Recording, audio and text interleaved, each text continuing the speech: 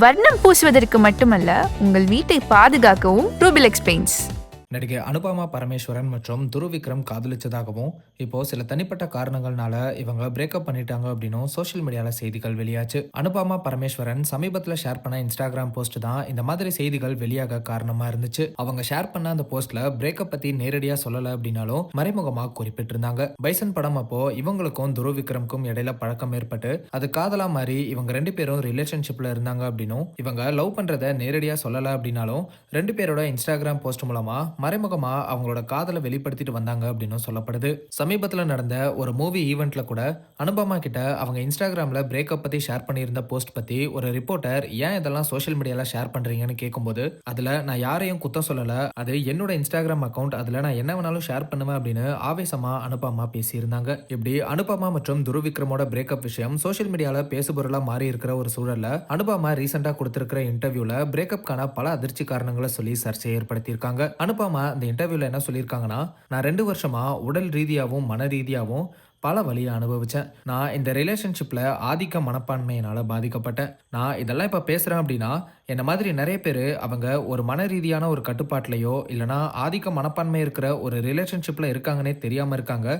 அவங்களுக்காக தான் நான் பேசுறேன். அந்த மாதிரியான ரிலேஷன்ஷிப்ல இருக்கிறவங்க கண்டிப்பா ஒரு நாள் பிரேக்கப் பண்ணிடுவாங்க.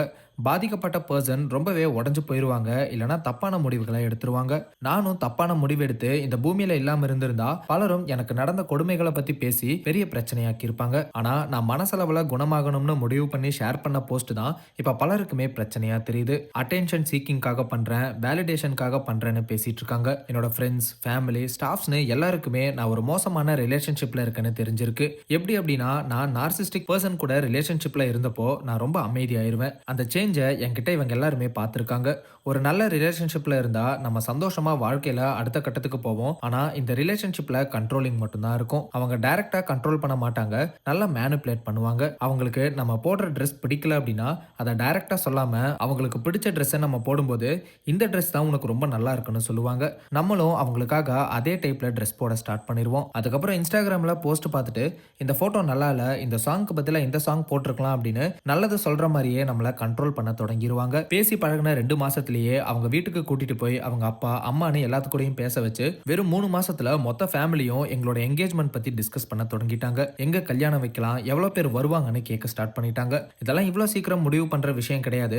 சிலர் என்ன கோல்ட் டிகர் அப்படின்னு சொல்லியிருக்காங்க. அவங்களுக்கு மட்டும் இதை நான் சொல்லிக்கிறேன், எங்களோட என்கேஜ்மெண்ட்டை கேன்சல் பண்ணது நான் தான். நான் மட்டும் அதை கேன்சல் பண்ணல அப்படின்னா எங்களுக்கு கல்யாணமாகி அதை டிவோர்ஸ்ல முடிஞ்சிருக்கும். நம்மளோட மனசு சொல்லும் ஏதோ தப்பா இருக்கு அப்படின்னு எனக்கு தோணுச்சு. அப்படிதான் இந்த முடிவெடுத்தேன். இந்த மாதிரியான ரிலேஷன்ஷிப்ல இருக்கும்போது நம்ம அவங்க கிட்ட ஏதாவது பேசுறதுக்கு முன்னாடி மனசுக்குள்ளேயே ரிஹர்சல் பண்ணிட்டு தான் பேசுவோம். காரணம், இதை சொன்னா ஏதாவது பிரச்சனை வருமா, பிரச்சனை வராம இருக்கா, எப்படி பேசலாம் அப்படின்னு யோசிப்போம். சுதந்திரமே இல்லாம வாழ்ற மாதிரி இருக்கும். டிராகன் படத்துக்கு இதனால தான் நான் ப்ரொமோஷனுக்கு வரல. நான் நடிச்ச படங்கள்லயே ரொம்ப பெரிய ஹிட்டான படம் அது. நான் ஏன் அதுக்கு வராம இருக்கணும்? போகக்கூடாதுன்னு சொல்லிட்டாங்க. நிறைய ப்ராஜெக்ட்ஸ் பண்ணவும் முடியல. ரொம்ப கொடுமையான விஷயம் என்ன அப்படின்னா, நம்ம ஒருத்தரை இவங்க இதெல்லாம் பண்ணவே மாட்டாங்கன்னு நினைப்போம். ஆனா அவங்க அதை பண்ணும்போது இருக்கிற வலியை தாங்கிக்கவே முடியாது. வீட்டை விட்டு ஒன்னா வெளியே போனா அப்படியே ஆளே மாறிடுவாங்க. அவ்வளோ நல்லா லவ் பண்ணி கேர் பண்ணி பார்த்துப்பாங்க. ஆனா தனியா இருக்கும்போது வேற ஒரு ஆளா இருப்பாங்க. திடீர்னு அன்பு மழைய பொழிவாங்க. திடீர்னு நம்மளை யாராவது கொன்னு போட்டா கூட கண்டுக்க மாட்டாங்க. அதுக்கப்புறம் வந்து அழுது சாரி கேட்டு அன்பை பொழிவாங்க. இதெல்லாம் தான் இந்த நார்சிஸ்டிக் பர்சன்ஸோட பழக்கங்கள். எனக்கு நடந்த மாதிரி வேற யாருக்குமே நடக்கலையா அப்படின்னு நானும் யோசிப்பேன். ஏன் யாருமே இதெல்லாம் வெளியே வந்து பேசல அப்படின்னு யோசிப்பேன்.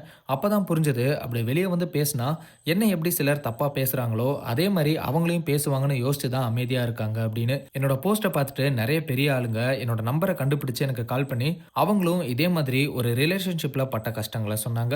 அவங்க சொன்னது எல்லாமே எனக்குமே நடந்துச்சு. எப்படி ஒரே மாதிரி அவங்களுக்கு நடந்திருக்கு அப்படின்னு அதை கேட்டு எனக்கே அதிர்ச்சியா இருந்துச்சு. ஒருத்தங்க அமைதியா இருந்தா அவங்க மெச்சூர்ட் பர்சன் அப்படின்னு சிலர் நினைக்கிறாங்க. அதுதான் கிடையாது. சிலர் சைலண்டா இருக்கிறது ஏதாவது பேசி தப்பாயிருமோ அப்படிங்கிற பயத்துல தான் அமைதியா இருக்காங்க. ஒரு பெரிய இடத்துல இருக்கிற நானே இதெல்லாம் பேச தயக்கப்பட்டா யாரு தான் பேசுவா? அதனால தான் இப்ப எல்லாத்தையும் ஓப்பனா பேசுறேன். 90% பேர் என்னை திட்டி தப்பா பேசினாலும் மீதி இருக்கிற 10% ஆளுங்களுக்கு இது போய் சேர்ந்தா கூட எனக்கு போதும். அந்த ரிலேஷன்ஷிப்ல இருக்கும்போது நான் என்னோட படத்துக்கு ப்ரொமோஷன் இன்டர்வியூ கொடுக்க கூட அவ்வளோ பயம் இருந்துச்சு. காரணம், அவருக்கு அப்ப லைஃப்ல ஏதோ பிரச்சனை. அந்த சமயத்துல நீ எப்படி உன்னோட படத்தை ப்ரொமோட் பண்ணிட்டு இருப்ப அப்படின்னு கேட்பாங்க. அப்படிங்கிறதுனால தான் அதையும் மீறி நான் கொடுத்த இன்டர்வியூல நான் சிரிச்சு பேசினதுக்கு ரொம்பவே பிரச்சனையாச்சு. நிறைய விஷயங்களை இதனால இழந்தேன். என்னோட தம்பியை கூட தொட்டு பேசக்கூடாதுன்னு சொன்னார் அப்படின்னு அனுபமா பரமேஸ்வரன் அவங்களோட கடந்த கால ரிலேஷன்ஷிப் பத்தியும் பத்தியும் பிரேக்கப்கான ரீசன்ஸையும் ரொம்ப ஓப்பனா பேசி பரபரப்பை ஏற்படுத்தியிருக்காங்க. இன்டர்வியூல எங்கேயுமே அனுபமா அந்த பர்சன் யாரு அப்படிங்கறத சொல்லல அப்படின்னாலும் பலரும் கமெண்ட்ல விக்ரம் அவர்களுடைய மகன் துருவ் இவ்வளவு மோசமான நபரா இருப்பாருன்னு நாங்க எதிர்பார்க்கல அப்படின்னு சொல்லி கமெண்ட் பண்ணிட்டு வராங்க அப்படிங்கறதும் குறிப்பிடத்தக்கது. துருவ் விக்ரம் எதுக்கு நேரடியா பதில் கொடுத்தா மட்டுமே இந்த சர்ச்சைகளுக்கு முற்றுப்புள்ளி வைக்கப்படும் அப்படிங்கிறது தான் பலரோட கருத்தா இருக்கு. வர்ணம் பூசுவதற்கு மட்டுமல்ல, உங்கள் வீட்டை பாதுகாக்கவும் ரூபிலெக்ஸ் பெயிண்ட்ஸ்.